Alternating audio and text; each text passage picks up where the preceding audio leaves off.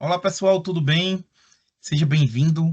Esse vídeo aqui é introdutório, né? Então, o que eu mais peço para vocês é que deixe o like, se inscreve no canal e aperta no sininho para que possamos sim aumentar a palavra de Jesus Cristo na vida das outras pessoas que ainda não conhecem. Então, quando você faz isso, a ferramenta automaticamente distribui os vídeos para todo mundo que ainda não conhece. E se você gostou muito da gente, tem um QR Code. É só botar aqui no QR Code aqui do lado, colocar a câmera do celular e já vai diretamente para o grupo do WhatsApp. Que Jesus hoje frutifique a tua vida, que essa palavra te dê esperança, algo que você está esperando muito de Jesus Cristo. Até logo. Boa noite, meus irmãos, meus queridos.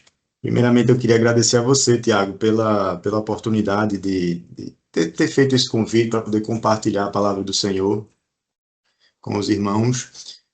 E também queria, na verdade, primeiramente, agradecer a Deus, né, por essa oportunidade de poder compartilhar a palavra do Senhor, né. Antes da gente iniciar, eu queria fazer mais uma oração, tá? Pai querido, Pai amado, queremos nesse momento, Senhor, te entregar, Pai, esse momento. Queremos consagrar esse momento a Ti, Pai. Quero me colocar, Senhor, à Tua disposição, Senhor. Mais uma vez, Senhor, eu reconheço aqui, Pai, que sem Ti eu não sou nada, que eu dependo completamente de Ti, Senhor. E Tu possas, Pai, me usar como Teu instrumento, Senhor. Me usar da forma que Tu queres, Pai, para trazer a Tua palavra, Senhor, para esse grupo. E que a Tua palavra, Senhor, encontre corações férteis, Pai. Em nome de Jesus, é isso que eu te peço e já te agradeço, Senhor. Amém. Amém. Meus irmãos, antes de começar essa palavra, eu queria que vocês imaginassem uma seguinte cena. Imagine um homem ou uma mulher extremamente respeitado, um homem e uma mulher admirado por todos, né? Que quando chega nos lugares, as pessoas o honram. Um homem forte, uma mulher forte, vitoriosos, bem-sucedidos. Mas todos os dias, quando ele chegava em casa, ele precisava esconder uma ferida, uma doença que ninguém conseguia resolver. Por fora, aplausos, honra e por dentro, dor e sofrimento. E sabe o que é mais forte nisso? É que às vezes as pessoas mais admiradas são justamente as que estão sofrendo mais em silêncio. E isso é muito comum hoje em dia, né? Essas pessoas elas sorriem em público, parecem fortes, mas choram no secreto, estão cansadas, estão sobrecarregadas, carregam internamente guerras que ninguém conhece. E talvez existam pessoas me ouvindo hoje, exatamente assim. As pessoas olham para você e acham que está tudo bem, né? Mas Deus é que conhece aquilo que ninguém vê. E a história de Naamã, que vamos ver essa noite, nos mostra que existe uma dor que posição nenhuma resolve, um vazio que dinheiro nenhum preenche e uma cura que só Deus pode realizar. E é exatamente sobre isso que eu queria falar nessa noite. O tema da mensagem é: o milagre começa quando o orgulho termina. E a leitura bíblica está no livro de 2 Reis, capítulo 5, versículo de 1 a 4, que eu vou pedir licença a vocês para fazer a leitura, tá? Naamã, o comandante do exército da Síria, era um homem muito respeitado e estimado pelo rei do seu país, porque por meio de Naamã o Senhor Deus tinha dado a vitória aos exércitos dos sírios. Ele era um soldado valente, mas sofria de uma terrível doença de pele. Num dos seus ataques contra Israel, os sírios haviam levado uma prisioneira, uma menina israelita, que ficou sendo escrava da mulher de Naamã. Um dia a menina disse à patroa: Eu gostaria que o meu patrão fosse falar com o profeta que mora em Samaria, pois ele o curaria da sua doença. Então Naamã foi falar com o rei e contou o que a menina tinha dito. E o rei ordenou: Vá falar com o rei de Israel e entregue esta carta a ele. Então Naamã saiu, levou uns 350 quilos de prata, uns 70 quilos de ouro e 10 mudas de roupas finas. A carta que ele levava dizia assim: Esta carta é para apresentar a Naamã, que é meu oficial, e eu quero que você o cure. Quando o rei de Israel leu a carta, rasgou as suas roupas em sinal de medo e exclamou: Como é que o rei da Síria quer que eu cure este homem? Será que ele pensa que eu sou Deus, que tem o poder de dar a vida e de tirá-la, ele está querendo briga. O profeta Eliseu soube do que havia acontecido e mandou dizer ao rei: porque o Senhor está tão preocupado.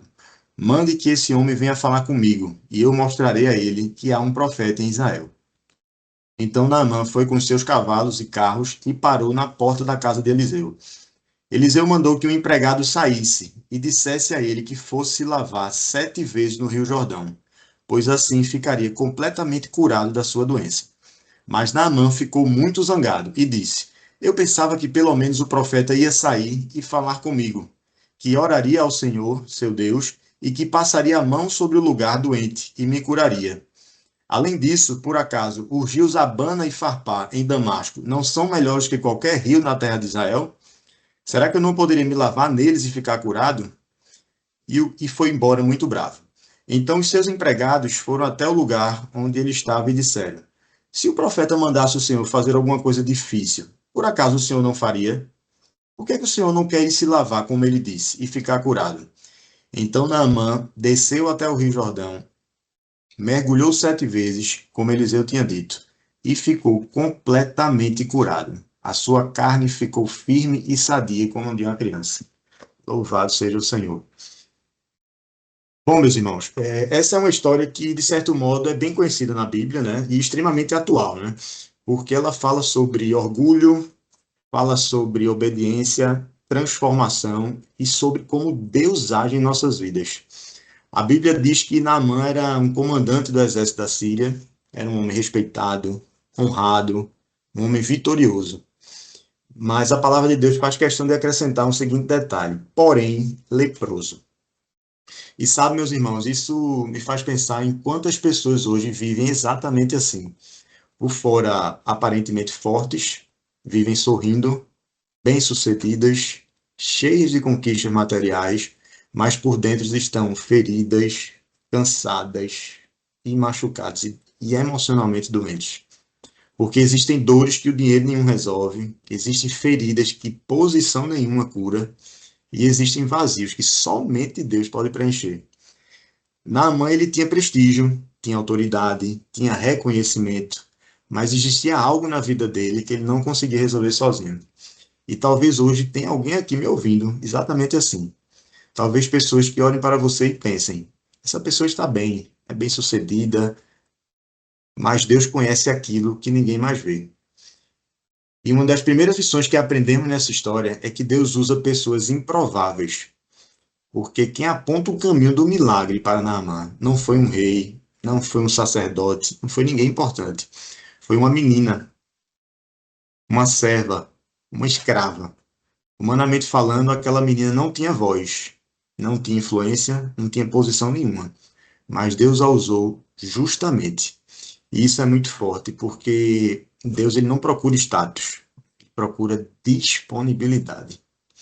Nessa história, o milagre começou através de alguém anônimo. Talvez você pense: eu sou pequeno demais, eu não sei falar, eu não tenho capacidade, eu sou limitado. Mas Deus usa pessoas disponíveis, meus irmãos. E uma palavra sua pode mudar uma vida. Uma oração sua pode restaurar alguém. Nunca subestime aquilo que Deus pode fazer através da sua vida, porque não é sobre a gente, meu irmão, não é sobre nós. É sobre o Criador dos céus e da terra. Como a gente viu no texto, Naamã ele foi até Israel em busca de cura. Só que quando ele chega, algo inesperado acontece, né? O profeta Eliseu nem sequer saiu para recebê-lo. Ele simplesmente mandou o mensageiro dizer: vai e mergulha 7 vezes no Jordão. E aqui começa o maior conflito aí dessa história. Que o problema de Naamã não era a lepra. O problema de Naamã era o orgulho.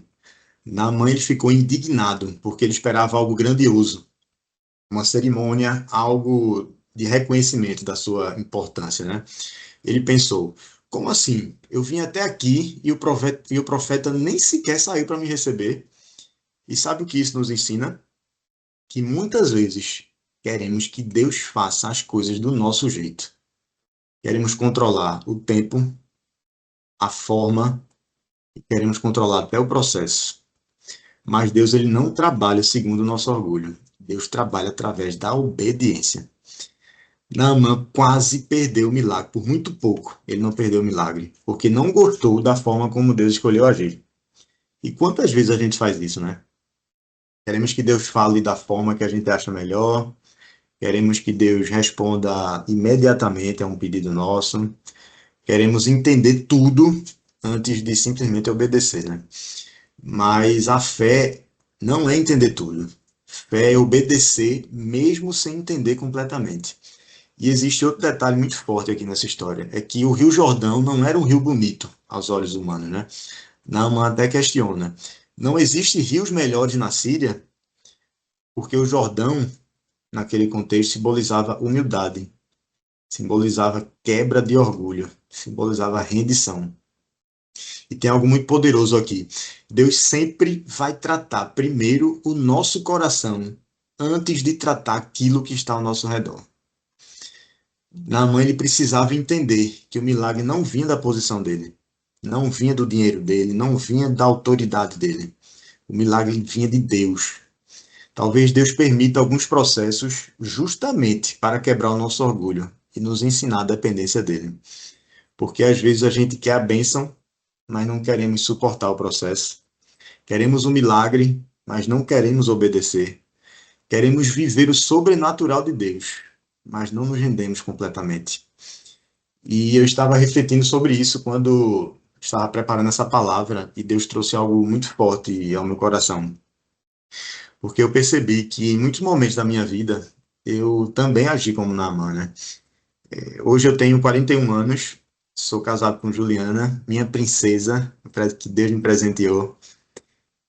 Mas quando eu tinha por volta dos meus 28 anos, 26, 28 anos, eu vivia um excelente momento profissional. Eu já ocupava um bom cargo em uma empresa, estava crescendo profissionalmente, já tinha conquistado bens materiais, já tinha carro, tinha conseguido comprar um apartamento. E sabe qual é o problema de tudo isso? É que eu comecei a acreditar que tudo aquilo era mérito exclusivamente meu. E na minha cabeça tudo era fruto do meu esforço, da minha inteligência, da minha capacidade, do meu trabalho braçal. E nunca parei para reconhecer que era Deus que estava sustentando e me abençoando. O meu ego estava totalmente inflado, minha vaidade crescendo a mil, e mesmo sem perceber, eu estava me tornando autossuficiente. Eu achava que controlava tudo, achava que as minhas conquistas vinham apenas da minha força. Só que Deus, na sua infinita misericórdia, começou a tratar o meu coração. E já no início do meu casamento com Juliana, eu precisei tomar uma decisão muito difícil. Foi um momento muito difícil para mim.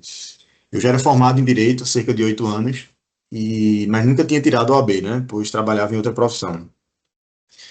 E nunca sequer tinha estagiado na área, né, da advocacia.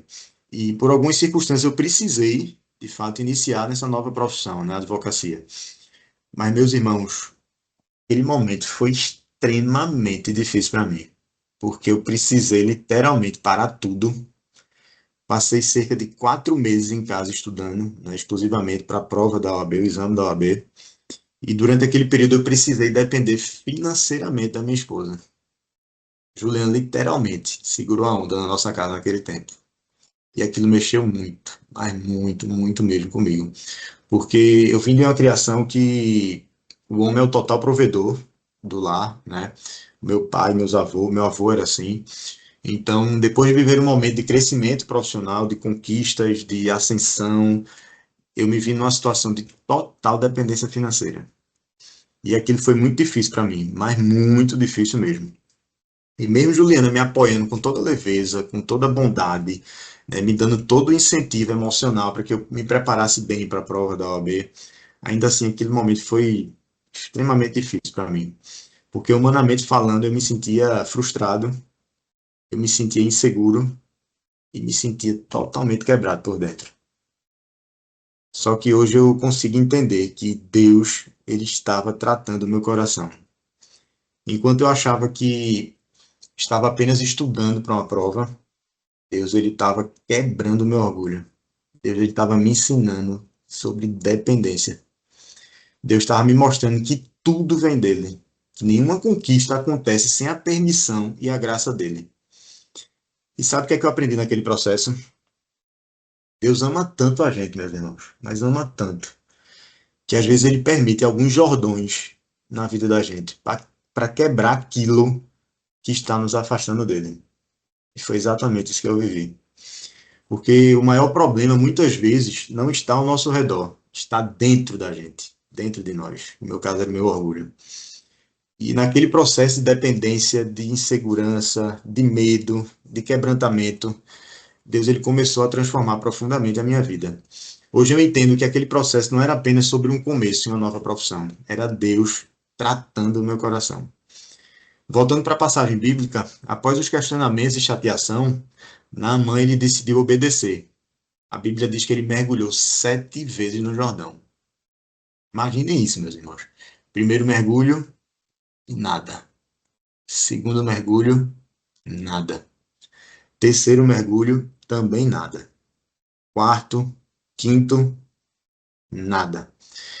E talvez naquele momento ele pudesse pensar: não está acontecendo nada, mas um milagre estava acontecendo no processo. Isso fala muito com a gente, porque às vezes estamos no terceiro mergulho da vida e queremos desistir. Oramos e parece que nada mudou. Buscamos a Deus e parece que nada aconteceu. Esperamos respostas e tudo continua igual. Mas Deus ele está trabalhando mesmo quando a gente não consegue enxergar. E é exatamente aqui que entra a fé. Porque a fé não é continuar quando a gente está vendo alguma coisa, quando a gente está vendo algum sinal, vendo algum resultado, né? A fé é continuar obedecendo mesmo quando não estamos vendo nada, independente das circunstâncias. A Bíblia diz em Hebreus capítulo 11, versículo 1 que, ora, a fé é a certeza daquilo que esperamos e a prova das coisas que não vemos. Naamã continuou mergulhando, mesmo sem enxergar mudança imediata. E sabe qual é o problema de muita gente hoje? Que quer viver o sobrenatural sem perseverança. Quer o milagre sem processo.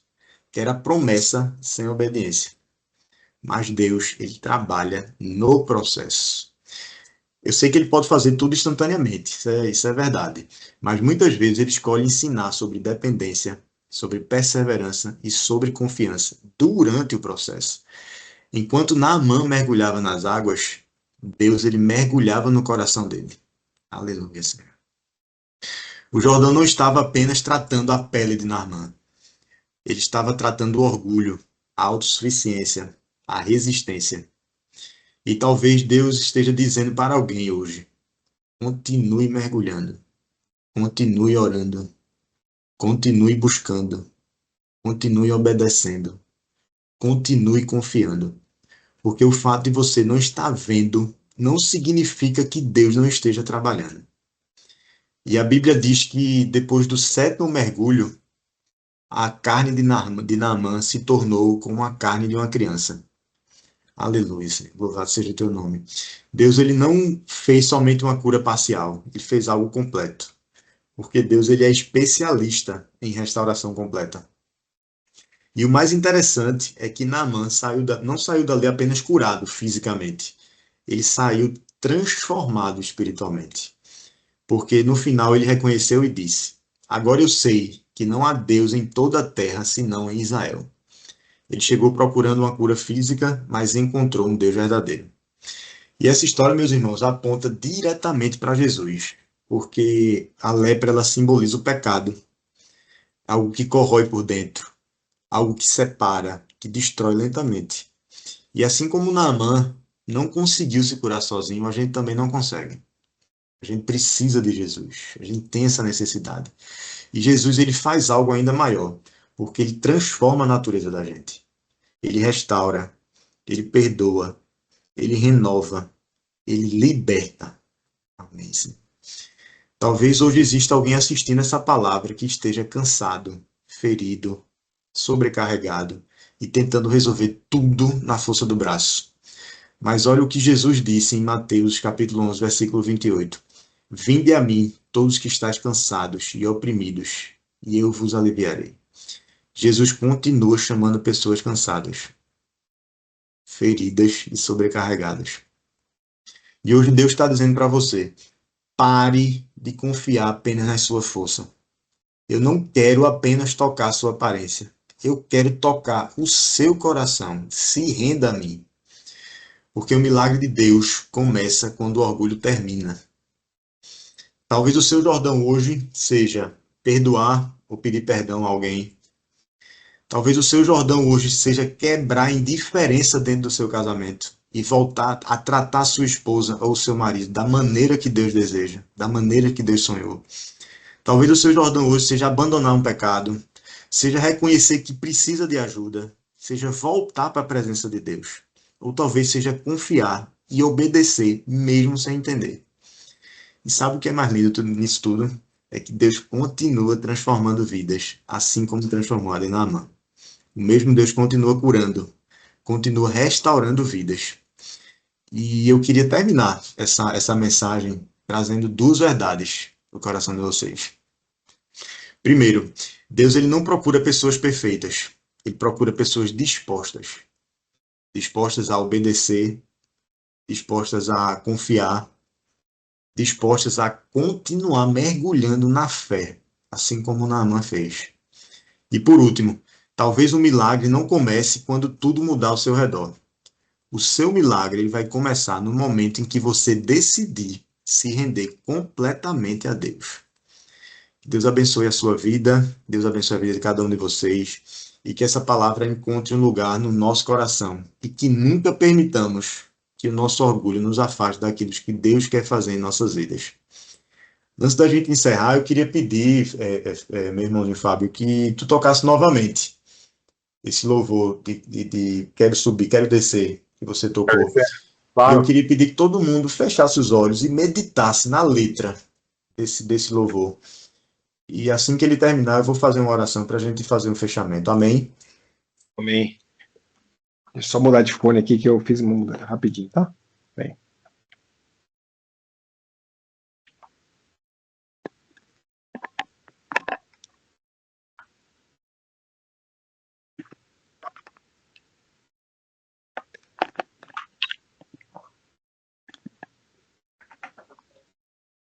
Vocês me ouvem?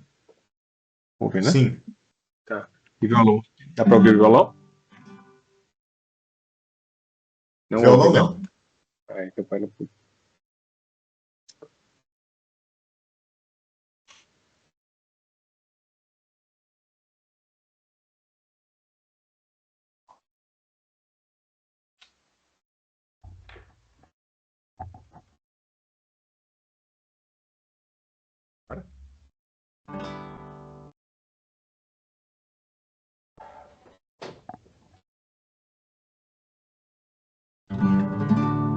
Ouve agora? Sim, agora sim. Ah, perfeito. Perdão. Deixa eu tocar de fone aqui, deu uma confusãozinha. Deixa eu compartilhar de novo minha tela aqui. Obrigado pela palavra, nós já voltamos aqui, peraí.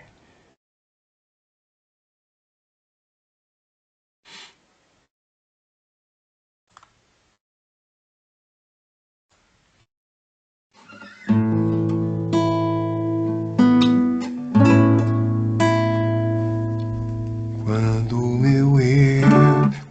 meu eu e o meu orgulho descer comigo e se misturar como as águas do rio, então subirei como Naamã curado. Eu abro mãos tudo que sou, só pra servir-te, ó meu Senhor. Eu abro mãos tudo que sou, só pra te adorar, Senhor.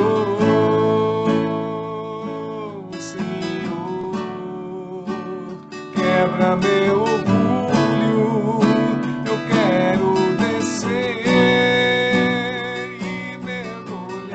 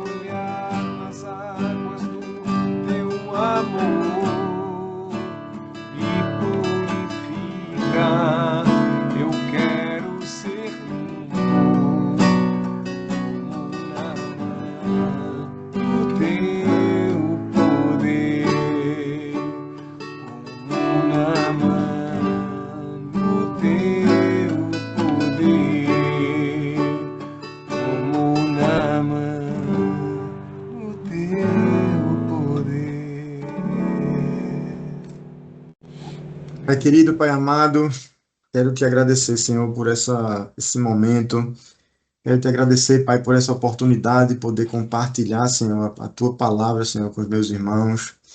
Senhor, nesse momento, Pai, eu sei que tem gente aqui, Senhor, que escutou essa palavra, Senhor, que está com o coração endurecido, Pai. Em nome de Jesus, Senhor, que assim como tu fizeste com Naamã, Senhor, assim como tu fizeste comigo, Senhor, que tu possas trabalhar na vida dessas pessoas, Senhor. Em nome de Jesus, que teu Espírito Santo, Senhor, possa trazer revelação para essas pessoas, Senhor, que não estão entendendo por que estão vivendo esse momento, Pai. Não estão entendendo por que estão vivendo essa situação, Senhor.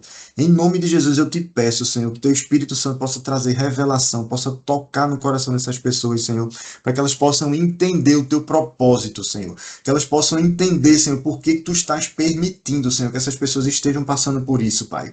Em nome de Jesus, é isso que eu te peço, Senhor. Teu Espírito Santo possa aquecer o coração dessas pessoas. Que teu Espírito Santo possa trazer vida, Senhor. Vida, Pai, na vida dessas pessoas, Senhor. É isso que eu te peço, Senhor. E já te agradeço por toda a transformação que tu vais fazer, Senhor. Obrigado, Senhor. Obrigado. Tu possas abençoar cada um dos meus irmãos que estão aqui presentes, Senhor. Que tu possas trazer um refrigério, Senhor, para as pessoas que estão cansadas, que estão sobrecarregadas, Pai. É isso que eu te peço, Pai. Em nome do teu Filho Jesus, eu te oro e já te agradeço, Senhor. Amém, Jesus. Amém. Amém.